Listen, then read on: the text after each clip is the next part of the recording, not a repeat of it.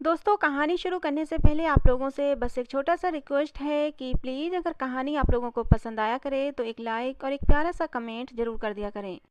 कहानी पसंद ना आने पर भी आप अपनी राय मुझे दे सकते हैं, जिससे कि मैं अपनी कहानी में कुछ बदलाव कर सकूं। तो चलिए दोस्तों, कहानी शुरू करते हैं। मेरे दामाद निखिल ने अपनी सारी जायदाद और कपड़े की फैक्ट्री मेरी बेटी निशा के नाम कर दी थी। वो मेरी बेटी से इतना प्यार करता था कि हर समय नौकरों की तरह मेरी बेटी के आगे पीछे घूमता रहता था। मगर मेरी बेटी उसके साथ खुश नहीं थी। वो हर रोज़ मुझे फ़ोन करके कहती, माँ मुझे अपने पति से तलाक चाहिए, मुझे ये पैसा गाड़ी बंगला कुछ नहीं चाहिए, भगवान के लिए मेरी तलाक करवा दो। एक रोज़ रात को 3 बजे मेरे दामाद ने मुझे बुला लिया। मैं वहाँ गई तो अपनी बेटी का हाल देखकर मेरा दिल कांप उठा था, क्योंकि मैंने अपनी इकलौती बेटी निशा के लिए एक ऐसा फैसला किया था जो उसके लिए बहुत ही मुश्किलों भरा साबित हुआ था। इस भरी दुनिया में मेरी बेटी निशा के अलावा मेरा कोई भी न था। पति के मरते ही सब रिश्तेदारों ने मुंह फेर लिया था। तब से मैंने अपनी बेटी को अकेले ही पाल पोस कर बड़ा किया था और आज वो 21 साल की हो चुकी है। हम दोनों एक दूसरे का सहारा हैं, एक दूसरे को देख देख कर जीते हैं। मेरी बेटी को भगवान ने खूबसूरती दिल खोल कर दी है। आवाज़ ऐसी मीठी है कि कोई एक बार सुन ले तो दोबारा सुनने की इच्छा जरूर रखेगा। अपने कॉलेज में मेरी बेटी स्टेज पर कई बार अपनी आवाज़ का जादू बिखेर चुकी है। सुनने वाला उसकी आवाज़ में मदहोश हो जाता है। हम अपनी गरीबी में ही खुश थे। मैं एक फैक्ट्री में काम करती थी और इतना पैसा आ जाता था कि हम दोनों माँ बेटी आराम से अपनी ज़िंदगी बसर कर रहे थे। लेकिन फिर मेरी और मेरी बेटी की ज़िंदगी में निखिल नाम का लड़का आया, जिसने हमारी ज़िंदगी को उलट पलट कर रख दिया। वो मेरी बेटी की सुरीली आवाज़ पर मर मिटा था और हमारे घर का पता तलाश करता हुआ हमारे घर तक आ पहुंचा था और उसने मेरी बेटी के साथ शादी करने का प्रपोजल रखा। मैं तो दंग रह गई थी, क्योंकि वो तो बहुत बड़ा बिजनेसमैन था। हम जैसे गरीब लोगों से क्यों रिश्ता जोड़ना चाहता था। निखिल कहने लगा कि निशा की आवाज़ ने मुझे अपने जादू में जकड़ लिया है। मैं उससे शादी करना चाहता हूँ, उसे हमेशा अपने पास रखना चाहता हूँ और ज़िंदगी भर उसकी मीठी आवाज़ सुनना चाहता हूँ। मैं अजीब दोहराए पर आकर खड़ी हो गई थी। दिल कर रहा था कि निशा की शादी निखिल के साथ कर दूं। मेरी बेटी रानी बनकर पूरी ज़िंदगी ऐश करती। लेकिन वहीं दूसरी तरफ निखिल की एक ऐसी कमी जो मुझे सोचने पर मजबूर कर रही थी। निखिल दोनों आंखों से अंधा था। एक अंधे आदमी के साथ मैं अपनी इतनी खूबसूरत बेटी की शादी कैसे कर सकती थी। हालांकि निखिल ने मुझे भरोसा दिलाया था कि मैं अंधा जरूर हूँ, लेकिन अपने सारे काम मैं खुद से करता हूँ। निशा को मेरे साथ कोई प्रॉब्लम नहीं होगी। और फिर निखिल की प्रॉपर्टी और उसका ऐशो आराम देखते हुए मैंने दिल पर पत्थर रख लिया और निशा की शादी निखिल के साथ तय कर दी। आज मेरी बेटी की शादी थी और मैंने शादी में पैसा पानी की तरह बहाया था। लोग मेरी बेटी को देख देख कर हैरान हो रहे थे। उसकी शादी का लहंगा, जिसकी कीमत सुनकर लोग अपने दांतों तले उंगलियां दबा रहे थे और उसके जेवरात को देखकर दंग हो रहे थे। जबकि ये सच कोई नहीं जानता था, ये सब पैसा और तैयारी मेरे होने वाले दामाद की तरफ से की गई थी। मैंने अपनी बेटी की शादी एक बहुत ही अमीर लड़के से तय की थी।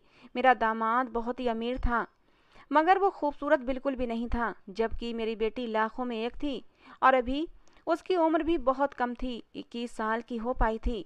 सब लोग हैरान थे कि मैंने अपनी इतनी खूबसूरत चांद जैसी बेटी ऐसे मामूली शकल सूरत मर्द को क्यों दे दी थी। मेरी बेटी विदा हुई तो मैंने सुख का सांस लिया।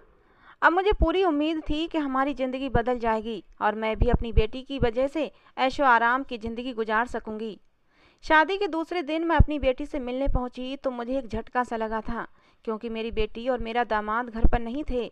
वहां मौजूद नौकरों ने मुझे बताया कि मालिक और मालकिन तो घूमने के लिए गए हैं। मुझे हैरत हुई थी कि वो शादी के अगले दिन ही घूमने के लिए निकल गए थे। मैं मायूसी से अपने घर लौट आई और घर आकर अपनी बेटी को कॉल करने लगी। मेरी बेटी ने कॉल बहुत देर बाद उठाई थी। दूसरी तरफ से मेरी बेटी की घुटी घुटी सी आवाज़ सुनाई दी थी। मैंने निशा से उसका हालचाल पूछा तो महसूस हुआ जैसे वो बहुत ही उदासी से बातें कर रही थी। मैंने निशा से भी वही बात पूछी कि तुम लोग शादी के दूसरे दिन ही कहाँ चले गए थे। भाई, शादी के अगले दिन भी कुछ रस्में होती हैं जिन्हें निभाया जाता है, लेकिन तुम तो अगले दिन ही घूमने के लिए चले गए। मेरी बात सुनकर निशा ने उखड़े हुए शब्दों में मुझे जवाब दिया कि मैं सिर्फ अपने पति के कहने पर चली गई थी। मेरा पति चाहता था कि हम पहले सैरो तफरी कर लें, बाद में आकर लोगों से मिलना जुलना करेंगे। मैं ये सुनकर हैरान हुई। मैंने अपनी बेटी की हल्की सी आवाज़ और उदास सी शब्दों से परेशान हो रही थी।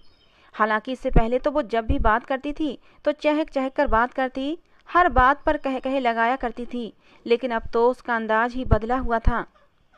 ये शादी मैंने अपनी मर्जी से तय की थी। हालांकि शादी में मेरी बेटी की राजी भी थी। मेरी बेटी भी शादी से बहुत खुश थी, क्योंकि जिस तरह निशा ने तरस तरस कर जिंदगी गुजारी थी, और जब उसे इतने पैसे वाले आदमी ने शादी के लिए प्रपोज किया तो वो भी खुश हो गई थी। लेकिन अब वो बिल्कुल भी खुश नहीं लग रही थी। मैंने निशा से सवाल किया कि तुम ऐसे उदास उदास सी क्यों लग रही हो। हालांकि लड़कियां तो ऐसे मौक़ों पर बहुत खुश होती हैं जब वो हनीमून पर जाती हैं। मेरे सवाल पर निशा ने मुझे जो जवाब दिया वो मुझे घबराहट में डाल गया था। मेरे हाथ में फ़ोन था और मुझे कुछ भी सुनाई नहीं दे रहा था। अपनी बात कहकर निशा ने न जाने कब का फ़ोन काट दिया था और मैं फ़ोन हाथ में लिए वैसी की वैसी ही बैठी रह गई थी। मैं परेशानी से सोच रही थी और निशा की हुई बात को ही सोचे जा रही थी, क्योंकि निशा ने कहा था कि मेरा पति अंधा है और मैं इस बात पर बिल्कुल खुश नहीं हूँ कि वो अंधा है। माँ, आपने मेरे साथ धोखा किया है। शादी से पहले आपने मुझे ये तो बता दिया कि निखिल बहुत पैसे वाला है, लेकिन आपने ये क्यों नहीं बताया कि निखिल दोनों आंखों से अंधा है। मैं कैसे एक अंधे आदमी के साथ ज़िंदगी गुजार सकती हूँ। आपने मेरे साथ बिल्कुल भी अच्छा नहीं किया। ये कहकर निशा ने फ़ोन काट दिया था। मैं जानती थी मेरा दामाद अंधा है, मगर ये बात मैंने अपनी बेटी से शादी से पहले छुपा ली थी, क्योंकि मेरा दामाद बहुत अमीर और अपनी करोड़ों की जायदाद का इकलौता वारिस था। उसने वादा किया था कि अगर मैं अपनी बेटी की शादी उसके साथ कर दूं तो वो सारी जायदाद मेरी बेटी निशा के नाम कर देगा, और वादे के अनुसार उसने अपनी सारी जायदाद मेरी बेटी के नाम कर भी दी थी। मैं परेशान सी अपनी बेटी के वापस आने का इंतजार कर रही थी। 1 हफ्ते के बाद वो लोग लौट आए थे। मैं अगले दिन मिलने गई तो निखिल बहुत ही गर्मजोशी से मुझसे मिला था, जबकि निशा वो तो चुप चुप सी लग रही थी। मैंने निशा को समझाने की कोशिश की कि तुम्हारा पति बहुत अच्छा इंसान है, उसमें सिर्फ एक कमी है, तुम उसे नज़रअंदाज कर दो। वो अमीर लड़का है और दिलो जान से तुम पर फिदा है। तुम्हारी पूरी ज़िंदगी बहुत ही आराम से गुजरेगी। वो हमेशा से मेरे हर फैसले पर सर झुका देने की आदी थी। उसने अब भी कुछ नहीं कहा। वो अपना ऐतराज अपने अंदर दबा गई थी और खामोशी से बैठी रही। दिन यूं ही गुजरते जा रहे थे। शादी के शुरू में हमारा अक्सर मिलना जुलना होता रहता था। निखिल हम माँ बेटी पर खूब पैसा लुटा रहा था। ये बात जहाँ मुझे खुश करती थी, वहीं मेरी बेटी की और ज़्यादा उदासी से घिरती जा रही थी। और जैसे जैसे समय गुजरता गया, मेरी बेटी ने मुझसे मिलना जुलना बहुत कम कर दिया था। अब तो वो मेरे घर भी मुझसे मिलने नहीं आती थी, और अगर कभी आती भी तो फ़ौरन ही चली जाती थी। मैं उसको कहती कि मेरे पास कुछ दिन के लिए रुक जाओ, तो वो कहती कि मेरे पति को मेरा कहीं भी रहना अच्छा नहीं लगता। मुझे अब अपने दामाद पर गुस्सा आने लगा था। वो सब जानता था कि हम माँ बेटी का एक दूसरे के अलावा कोई नहीं है, फिर भी वो हमें मिलने से रोक रहा था। एक दिन मैं अचानक ही निशा के घर पहुंच गई। निखिल भी मौजूद था। मैंने बातों बातों में निखिल को भी अपनी नाराज़गी जाहिर कर दी कि वो मुझ अकेली औरत के पास मेरी बेटी को क्यों नहीं आने देता।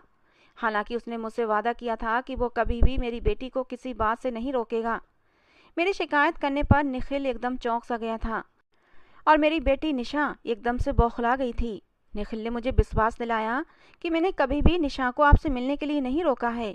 वो ये बात निशा के सामने ही कर रहा था, जिसका साफ मतलब था कि वाकई मेरा दामाद निशा को नहीं रोकता था।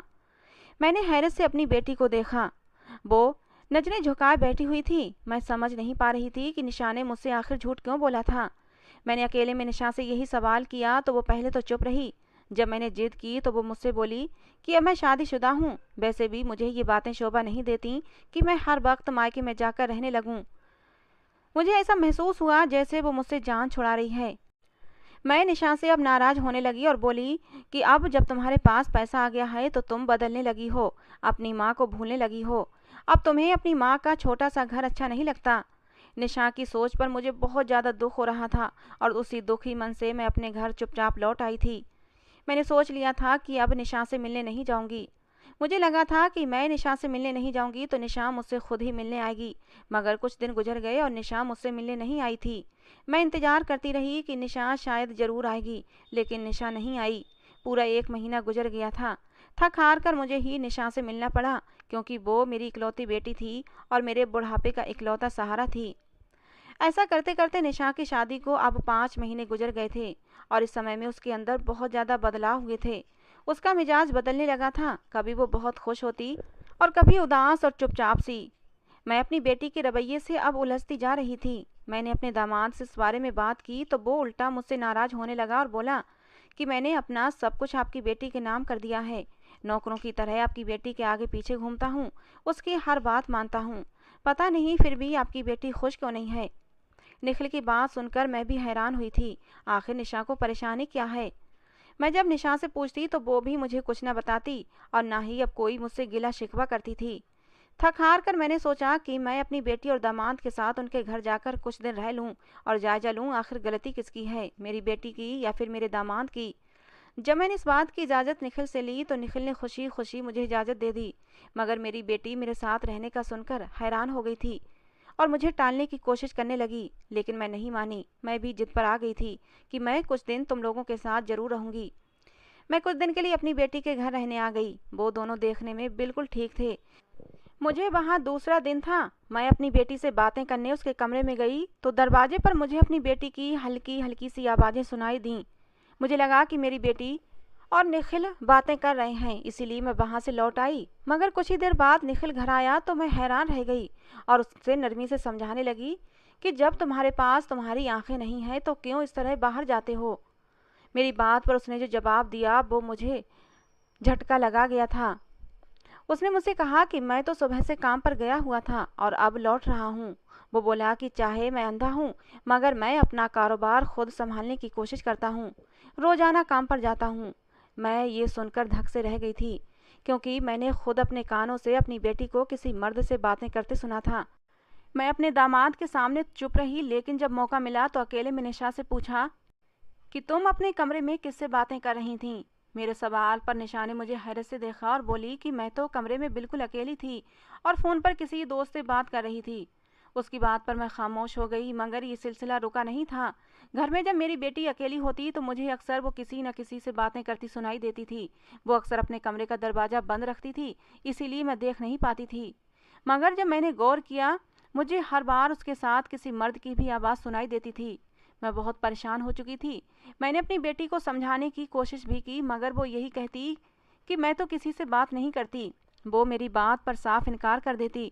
अब मुझे घबराहट होने लगी थी कि आखिर सच क्या है। मुझे लग रहा था कि शायद वाकई मैं ही पागल हो चुकी हूँ। मैंने अपनी बेटी की जासूसी की, हर वक्त उसका पीछा भी करने लगी, मगर मुझे कुछ भी सुराग नहीं मिला और थक हार कर मैं अपने घर आ गई। अब सारी जिंदगी तो अपनी बेटी के साथ नहीं रह सकती थी।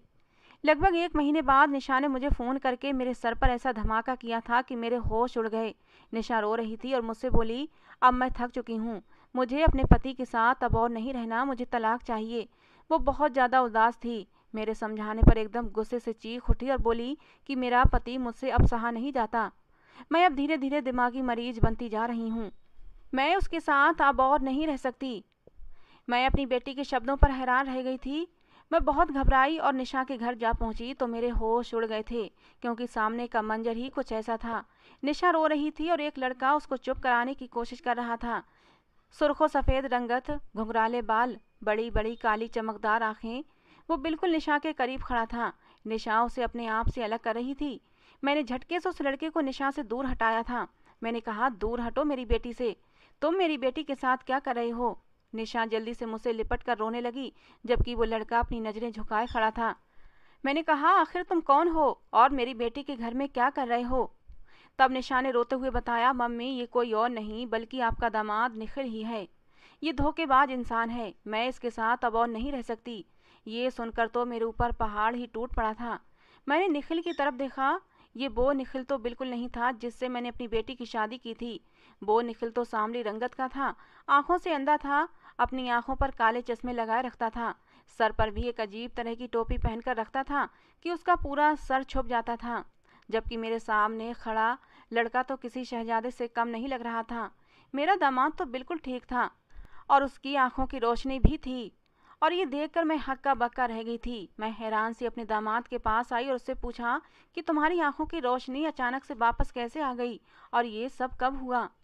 मेरे सवाल पर निशा ने नफरत भरी नज़रों से अपने पति को देखा और अटल अंदाज में बोली, मुझे इससे हर हाल में तलाक चाहिए। मैं निखिल के सामने अपनी बेटी के मुंह से ये बात सुनकर एकदम से बौखला गई थी। मुझे कुछ समझ नहीं आ रहा था कि मैं क्या जवाब दूं। मैं खामोशी से निशा को देखने लगी और फिर मैंने कहा, ये क्या बकवास कर रही हो? और आखिर ऐसा भी क्या हो गया कि तुम तलाक लेने की बात कर रही हो? फिर मैं अपने दामाद से भी माफ़ी मांगने लगी कि मेरी बेटी की बातों पर ध्यान मत देना, मगर निशा बार बार तलाक के लिए कह रही थी। मैंने गुस्से से निशा को देखा और मैंने सख्ती से उसे चुप करवाया, तो वो रो पड़ी और चीख चीख कर अपने पति को धोखेबाज, मक्कार और ना जाने क्या क्या बोलने लगी। मुझे उसके शब्दों से ज़्यादा निखिल की खामोशी परेशान कर रही थी, क्योंकि वो मेरी बेटी के ऐसे शब्दों पर भी कुछ नहीं बोला था। मुझे समझ नहीं आ रहा था कि आखिर ये सब क्या हो रहा था। अब मुझे अंदाजा हो रहा था कि निशा के साथ कुछ तो गलत हुआ है, जो वो ऐसे तड़प तड़प कर रो रही थी और तलाक की भी बात कर रही थी। मैंने निशा से सच्चाई जानने की कोशिश की तो वो गुस्से से फट पड़ी थी और पहले दिन से लेकर अब तक की सारी कहानी सुना डाली। उसके खुलासे ने मुझे जी जान से हिलाकर रख दिया था। मैंने फटी फटी आंखों से अपने दामाद को देखा तो वो सर झुका गया था। उसने मुझे रोते हुए बताया कि मैं विदा होकर आई तो ये आलीशान महल जैसा घर रोशनी और फूलों से पूरा सजा हुआ था और मैं अपने स्वागत पर बहुत खुश थी। मैं आंखों में ढेर सारे सपने सजाए अपने कमरे में बैठी अपने पति का इंतजार कर रही थी। मैं इतनी खूबसूरत लग रही थी कि हर देखने वाले ने मेरी तारीफ की थी। मुझे विश्वास था कि मैं अपने पति के दिल में भी घर कर लूँगी। मगर जब निखिल आया तो वो खामोशी से एक तरफ बैठा रहा। मैं घूंघट डाले बैठी थी और इंतजार में थी कि वो मेरा घूंघट हटाएगा और मेरी तारीफ करने लगेगा। मगर जब उसने ऐसा नहीं किया तो मैंने सर उठाकर उसे देखा और उसे देखकर मुझे झटका लगा था, क्योंकि वो तो मेरी बजाय दूसरी तरफ देख रहा था। मैं हैरान रह गई। मैंने झिझक कर अपने पति को आवाज़ लगाई तो वो मेरी बात पर चौंका था, लेकिन बोला कुछ नहीं। अभी भी दूसरी तरफ ही देख रहा था। अपने पति की इस लापरवाही से मेरा दिल टूट गया था। मैंने मायूसी से सर झुका दिया और इससे पहले कि मैं उठकर जाती निखिल ने अजीब सी बात कह दी, जिसे सुनकर मैं बुरी तरह से हैरान होकर उसे देखने लगी। वो मुझे देखे बिना पूछ रहा था, तुम यकीनन खूबसूरत लग रही होगी, काश मैं भी तुम्हें देख सकता। मैंने हैरत से निखिल को देखा और मैंने कहा कि मैं तो तुम्हारे सामने बैठी हूँ, तुम मुझ पर पूरा हक रखते हो, फिर तुम आखिर मुझे देख क्यों नहीं लेते? मेरे सवाल पर उसने उदासी से मुझे जो कुछ बताया, मेरे होश उड़ गए थे। मैं अपनी माँ के धोखे पर हक्का बक्का बैठी हुई थी। मेरी माँ ने मेरे साथ इतना बड़ा धोखा किया था। मेरी शादी एक अंधे आदमी से कर दी थी। मेरा पति आंखों से अंधा था, उसकी दुनिया अंधेरी थी। मुझे बहुत रोना आ गया था कि जब मेरा पति मुझे देख ही नहीं सकता तो फिर मेरे सजने संवरने का क्या फ़ायदा, और ऐसे हुस्न का भी क्या फ़ायदा जिससे सराहने वाला कोई ना हो। मैं निखिल के सामने से हट गई और फूट फूट कर रोने लगी। मुझे पैसे का कभी लालच नहीं रहा था। मैं बस खुद परस्त लड़की थी। मैंने हमेशा अपनी तारीफ़ें सुनी थीं। मैं आगे भी ऐसी ही ज़िंदगी चाहती थी। मेरी माँ ने मुझे यही कहकर शादी के लिए मनाया था कि लड़का मुझसे मोहब्बत कर बैठा है और मेरे बगैर नहीं रह सकता। मुझे अब सब फरेब और धोखा लग रहा था। मैं पहली रात में ही शादी की असलियत और जान गई थी। यहाँ मोहब्बत नहीं थी, बल्कि सिर्फ लालच और धोखा था। मेरा दिल नहीं कर रहा था कि मैं निखिल की तरफ भी देखूं। मैंने अपना तकिया उठाया और सोफे पर जाकर लेट गई। निखिल ने मेरे करीब आना चाहा, लेकिन मैंने गुस्से से उसका हाथ झटक दिया। मैंने कहा, तुम लोगों ने मेरे साथ धोखा किया है और मैं तुम्हें अपना पति होने का हक बिल्कुल भी नहीं दूंगी, इसलिए मुझसे दूर रहो।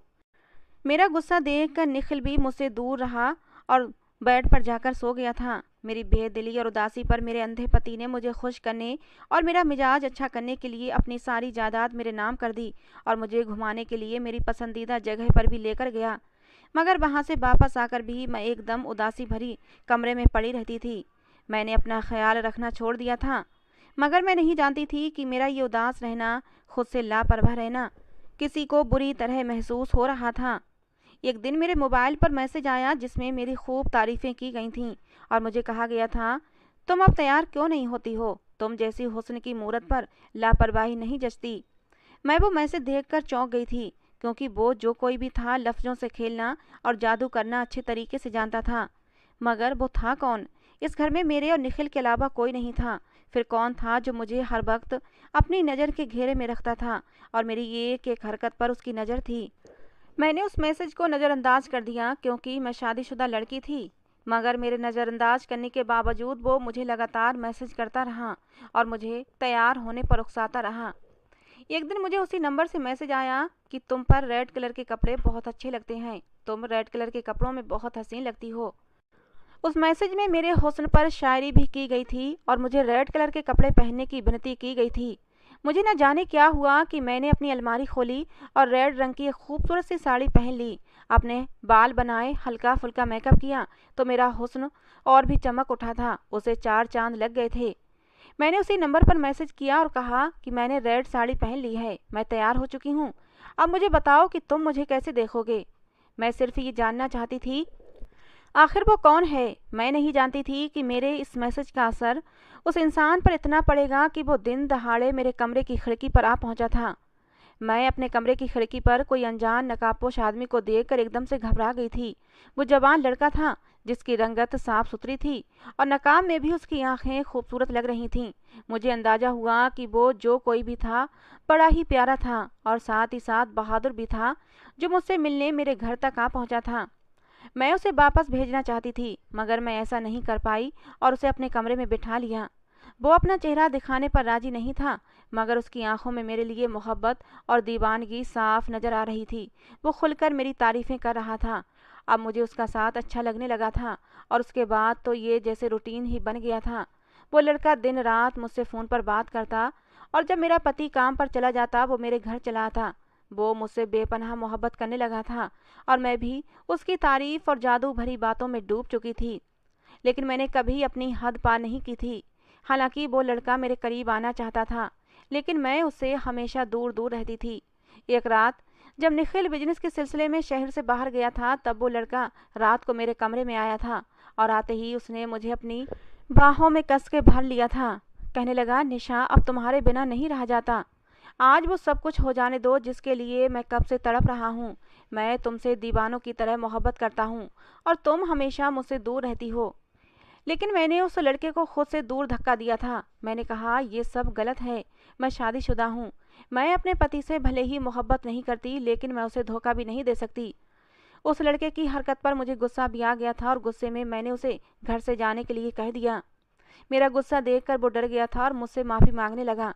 कहने लगा, आज के बाद मैं कभी भी ऐसी हरकत नहीं करूँगा। मैं भी तो उसकी मोहब्बत में डूबी हुई थी। मैंने भी फ़ौरन उसे माफ़ कर दिया लेकिन इस शर्त पर कि वो कभी भी मुझे टच नहीं करेगा। उसके बाद वो लड़का आराम से मेरे कमरे में आता। कुछ देर तक हम बातें करते और वो चला जाता। वो लड़का कहता था, निशा जब तक तुमसे बातें न करूं मेरा दिल बेचैन रहता है, तुम मुझसे नाराज मत हुआ करो। उसकी जादू भरी बातों में मेरा दिल भी पिघलने लगता था और अब तो मैंने अपनी माँ के घर भी आना जाना कम कर दिया था। मैंने उसके लिए सजने संवरने लगी थी। कभी कभी मेरा जमीर मुझे अंदर से टोकता था कि ये सब ठीक नहीं है, मगर मैं अपने जमीर को थपक थपक कर सुला देती थी। मैं अपने मन में सोचती कि मेरी माँ ने मेरे साथ धोखा किया है, एक अंधे आदमी से मेरी शादी करवा कर। मैं अपने पति को छोड़कर उस लड़के की आदी होती जा रही थी। मुझे अपने पति की आम सी शक्ल सूरत और अंधेपन से अब हर वक्त शिकायत रहने लगी थी। मुझे अपने पति की संगत अब बर्दाश्त नहीं होती थी, जबकि मैं हर वक्त उस लड़के के आने का इंतजार करती रहती थी।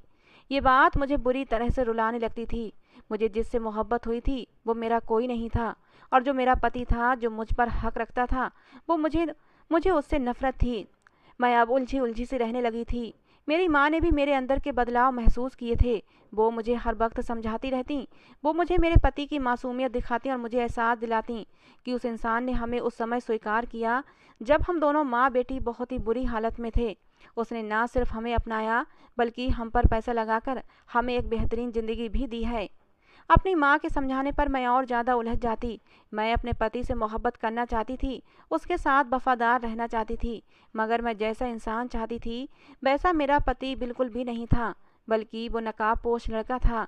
वही था जो मेरा हुस्न देख सकता था। मुझे अपनी इस गलती का एहसास होता था। मेरे दिलो दिमाग की जंग में मैं धीरे धीरे दिमागी मरीज बनती जा रही थी। उन्हीं दिनों मेरी माँ हमारे घर रहने आ गई। मैं परेशान थी कि अब मैं उस लड़के से कैसे मिलूंगी। मैंने ये बात उसे बताई तो उसने मुझे तसल्ली दी। बोला कि हमने तुम्हारे पति को बेवकूफ़ बनाया है तो फिर तुम्हारी बुढ़ी माँ को भी खबर नहीं होगी। मुझे डर था कि मेरी माँ सच तक पहुँच ना जाए। जब मेरा पति बाहर जाता वो लड़का छुपकर खिड़की के रास्ते से मेरे कमरे में आ जाता। उसकी हरकतों पर मेरी माँ को मुझ पर शक हो गया था, मगर पूछने पर मैं साफ मना कर देती तो वो भी शक में पड़ गई थीं। मगर मैंने उस लड़के को सख्ती से मना किया और उसे बुरा भला कहा कि उसकी वजह से मैं सबकी नज़रों में गिरती जा रही हूँ और पाप की भागीदार बन रही हूँ। वो लड़का मेरी बात सुनकर चला गया था और फिर कभी वापस नहीं आया और पीछे मैं उसकी यादों में सुलगने लगी थी।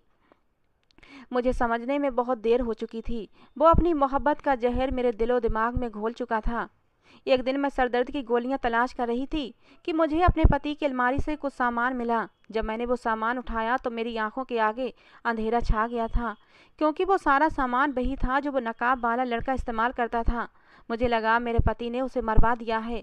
मैं तड़प तड़प कर रोई थी और अपने पति से उस लड़के के बारे में सवाल करने लगी। मैंने उस दिन निखिल से साफ कह दिया कि मुझे उससे मोहब्बत है, मैं उसके बिना मर जाऊंगी। मैं तुम्हारे साथ नहीं रहना चाहती, मुझे तलाक दे दो। मेरी हालत दीवानों जैसी हो गई थी। मेरे दिल में कहीं ना कहीं ये बात बैठ गई थी कि निखिल ने उस लड़के को जान से मरवा दिया है और ये बात मेरे लिए बहुत बड़ा सदमा साबित हुई थी। मैं पागलों की तरह चीख चिल्ला रही थी और मेरी ये हालत देखकर निखिल मुझे संभालने लगा। और जब उसने मुझे बताया कि वो लड़का कोई और नहीं बल्कि मैं खुद ही था, मैंने अपना हुलिया बदलकर तुम्हारे साथ रह रहा था और अपने असल रूप में छुपकर तुमसे मिलने आता था। इतना बात बताकर मेरी बेटी रोने लगी थी और मैं अपने दामाद को देख रही थी जो वाकई बहुत ही खूबसूरत लड़का था। वो शर्मिंदगी से बोला कि मैं वाकई निशा से मोहब्बत करता हूँ, मगर मेरे कुछ शरारती दोस्तों ने मुझे अपनी पत्नी को आजमाने का मशवरा दिया था। तब मैंने अपनी शक्ल को थोड़ा सा बिगाड़ कर अंधा बनकर निशा से शादी की थी। लेकिन मैं अपने इस ड्रामे में कुछ ज़्यादा ही आगे निकल गया था।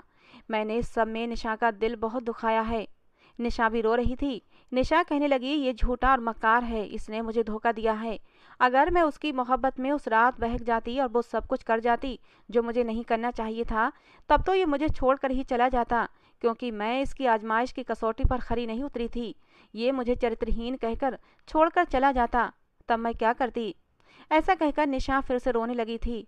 निखिल ने निशा के आंसू साफ किए और कहने लगा, निशा मुझे माफ़ कर दो, मैं तुमसे बहुत मोहब्बत करता हूँ। हाँ, मेरी गलती हुई जो मैंने तुम्हें इतने बड़े इम्तिहान में डाला। निखिल का स्पर्श पाकर निशा तड़प उठी थी और उसके सीने से लग गई और तड़प तड़प कर रो पड़ी। कहने लगी, निखिल तुमने मुझे बहुत सताया है, तुम्हारी मोहब्बत में मैं बहुत तड़पी हूँ। वो मेरी बेटी से माफ़ी मांगने लगा। फिर मेरे समझाने पर मेरी बेटी ने उसे माफ़ कर दिया। निशा अब भी निखिल के सीने से लगी खड़ी थी। मुझे अब वहाँ और खड़ा होना सही नहीं लगा और मैं उन दोनों को अकेला छोड़कर अपने घर वापस आ गई और आज वो दोनों अपनी यह खुशगवार ज़िंदगी गुजार रहे हैं। तो दोस्तों, ये थी आज की हमारी कहानी। कैसी लगी ज़रूर बताना। पसंद आई हो तो प्लीज़ जाते जाते एक लाइक और एक कमेंट करके ज़रूर जाना। कहानी को अंत तक सुनने के लिए आप लोगों का बहुत बहुत धन्यवाद दोस्तों। मिलते हैं अगली किसी नई कहानी के साथ।